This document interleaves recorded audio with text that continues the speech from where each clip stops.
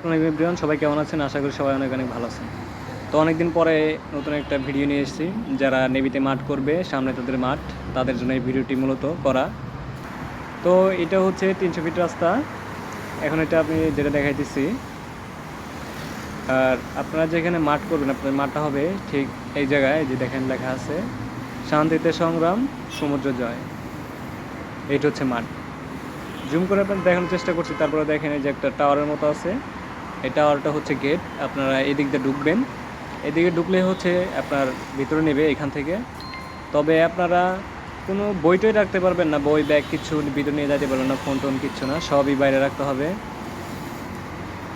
আর হচ্ছে আমি যেখান থেকে রয়েছি এটা হচ্ছে কুড়িলের রাস্তা, কুড়িল বিশ্ব রোড যেটা বলে। আপনারা যদি সরাসরি ঢাকা থেকে, আপনারা যে প্রান্ত থেকে আসেন, আপনারা হচ্ছে এয়ারপোর্ট ধরে আসবেন, মানে ঢাকা এয়ারপোর্ট। এয়ারপোর্টের পরেই হচ্ছে আপনার, যদি খিলক্ষেত নামে খিলক্ষেত, না হয় কুড়িল বিশ্ব রোড। আপনার কুড়িল বিশ্ব রোডে আপনি সরাসরি নামতে পারবেন না, তবে আপনার হচ্ছে খিলক্ষেত বাস স্ট্যান্ড এখানে নামাই দেবে। তো এখান থেকে আপনি রিক্সা নিয়ে সরাসরি আপনারা সবাই চেষ্টা করেন খিলক্ষেত বাস স্ট্যান্ড নামার জন্য। ওইখানে অটো আসতে বলবেন নেবি মাঠে যাবো, আপনার 20 টাকা ভাড়া নেবে, তখন ওই নেবি মাঠে নিয়ে যাবে। তো আমার উচিত ছিল সম্পূর্ণ ভিডিও করার। আমি যেখান থেকে চলছি সেটা হচ্ছে খিলক্ষেত বাস স্ট্যান্ড, ওইখান থেকে আসছি। আমার মনে ছিল না যে নেবির মাঠে একটা ভিডিও দিলে আপনাদের উপকার হবে।